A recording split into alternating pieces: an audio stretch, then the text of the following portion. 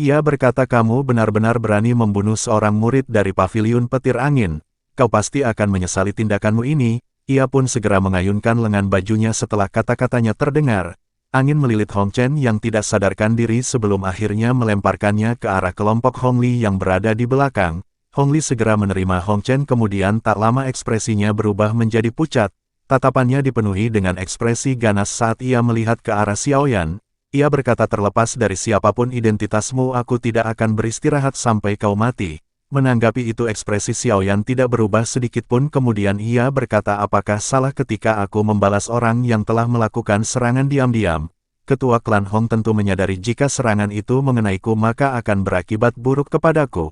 Mendengar perkataan Xiaoyan, Hong Li segera berkata, aku tidak peduli dengan hal itu. Kau telah membuat anakku menjadi lumpuh dan aku akan segera membunuhmu untuk membayar semuanya. Xiaoyan hanya tersenyum hingga akhirnya pria tua berjubah abu-abu pun berkata, kau tidak perlu mengatakan apa-apa lagi karena hari ini aku takkan membiarkan bocah itu melarikan diri. Namun sebelum itu Xiaoyan harus menjelaskan dari manakah ia mempelajari gerakan 3000 kilat. Paviliun petir angin tidak memiliki murid sepertinya. Xiaoyan sedikit terkejut meskipun ia telah menyadari mereka akan mengenali teknik yang dikeluarkan olehnya. Tak lama setelah pertanyaan dari si pria tua, kelompok dari klan Han juga segera turun ke arena. Mereka segera berdiri tepat di samping Xiaoyan.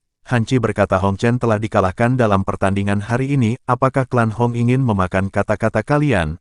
Han Qi pun dengan marah segera menatap Hong Li dan berteriak, panggung batu langit adalah arena pertarungan alami dari kota Tianbei. Hidup dan mati seseorang tergantung pada takdir ketika bertarung. Jangan bilang kalian tidak mengetahui peraturan itu. Mendengar hal itu Hong Li sedikit terkejut setelah mendengar teguran dari Han Qi.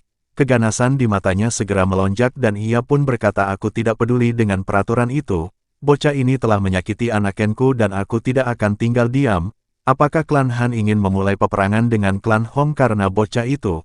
Mendengar perkataan dari Hong Li, wajah Han Qi seketika berubah suram dan kemarahan segera melintas di matanya.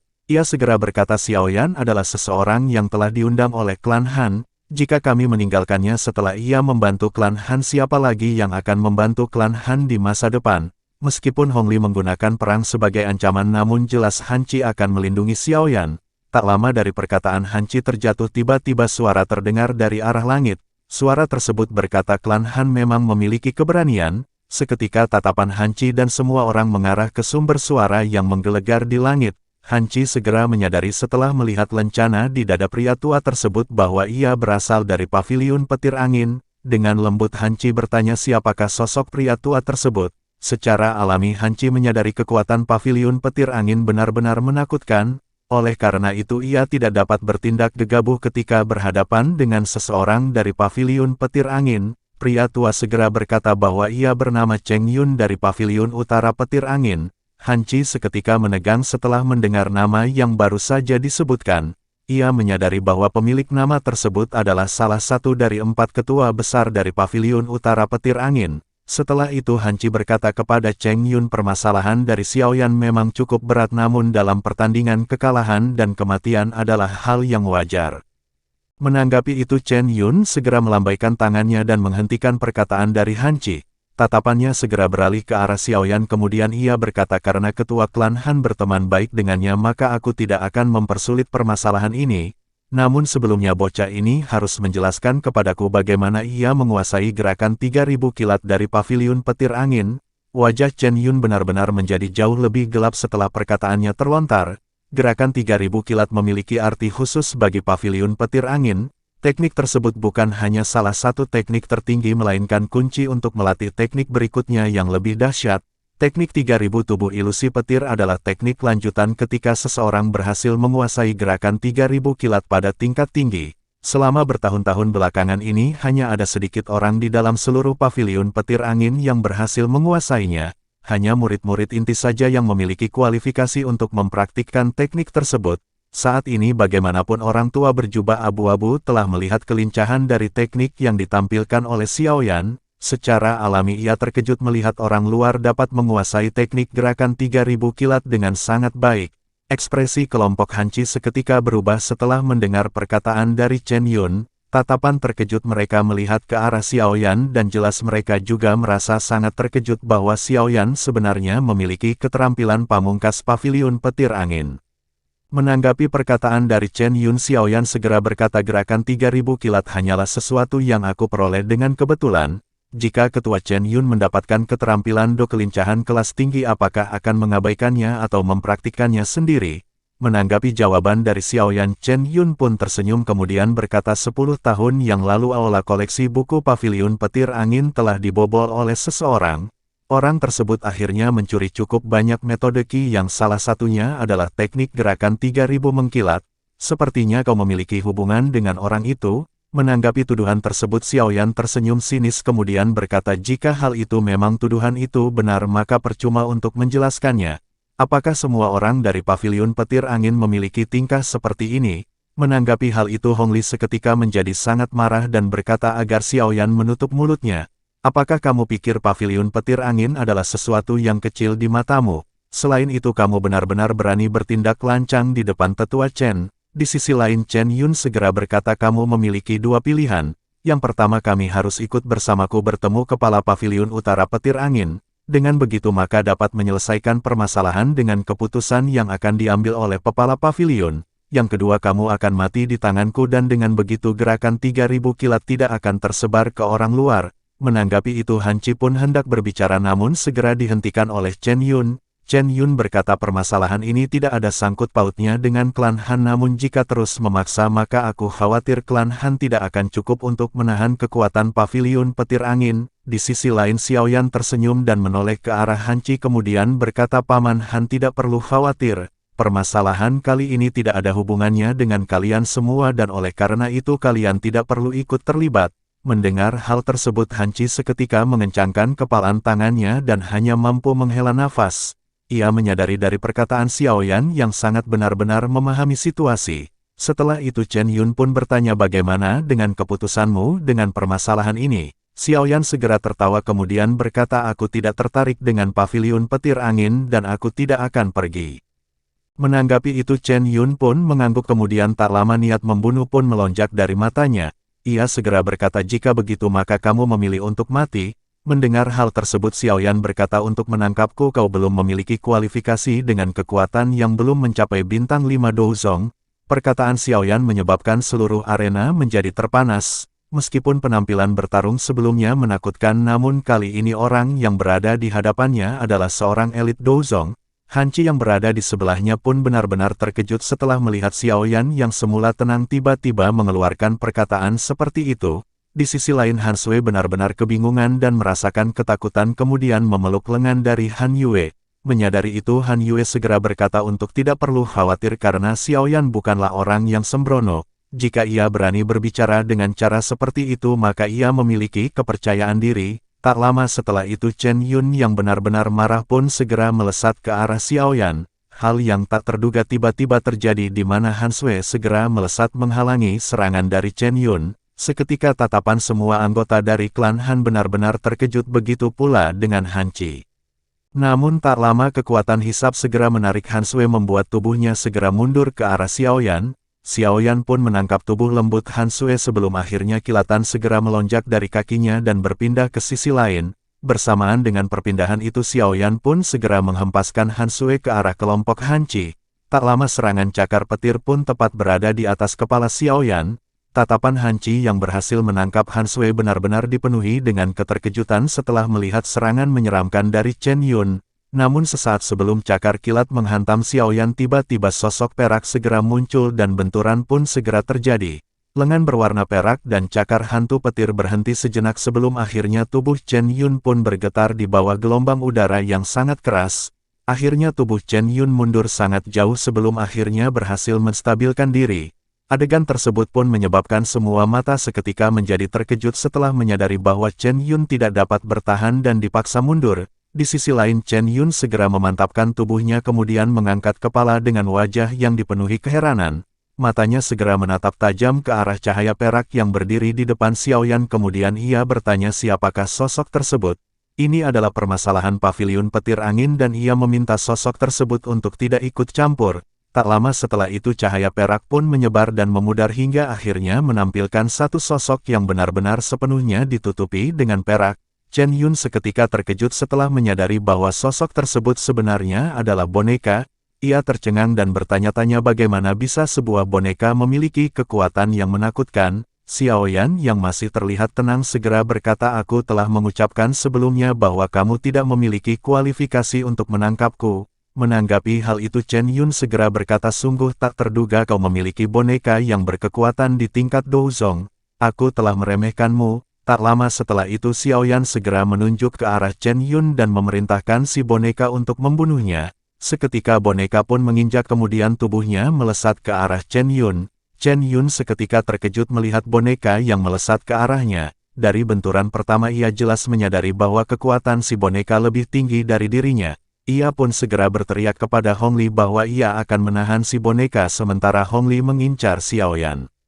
Chen Yun berkata jika bocah itu mati maka boneka Douzong ini pun akan ikut mati. Setelah itu Chen Yun pun segera menghindar ketika serangan boneka benar-benar berada di hadapannya. Di sisi lain Hong Li pun segera berteriak dan berkata bahwa ia akan membunuh Xiao Yan demi membalaskan dendam karena Xiao Yan telah melukai putranya.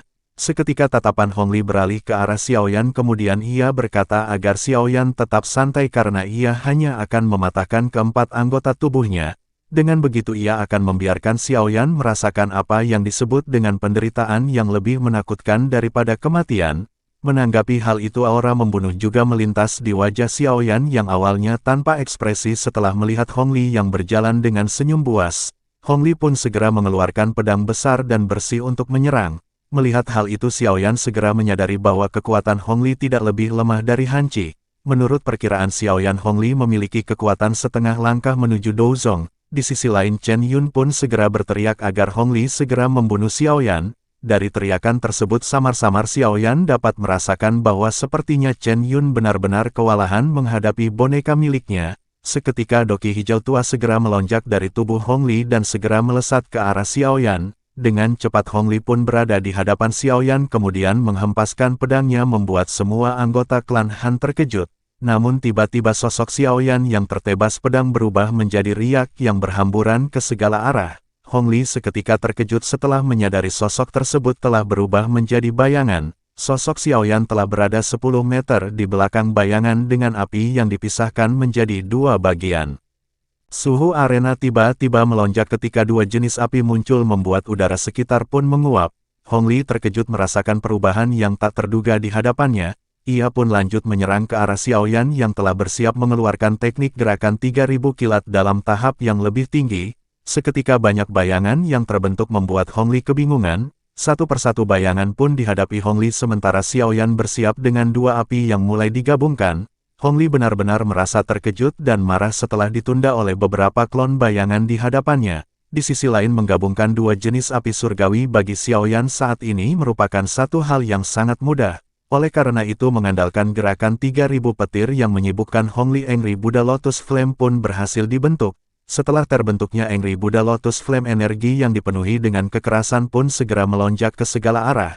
Baik kelompok Han Qi maupun kelompok Hong Li sama-sama mengalami keterkejutan setelah merasakan energi liar yang sangat menakutkan. Melihat hal tersebut Han Qi pun segera berkata teknik Do yang ditampilkan Xiao Yan benar-benar menakutkan. Jika terkena serangan tersebut maka dapat dipastikan ia akan terluka parah atau bahkan meninggal.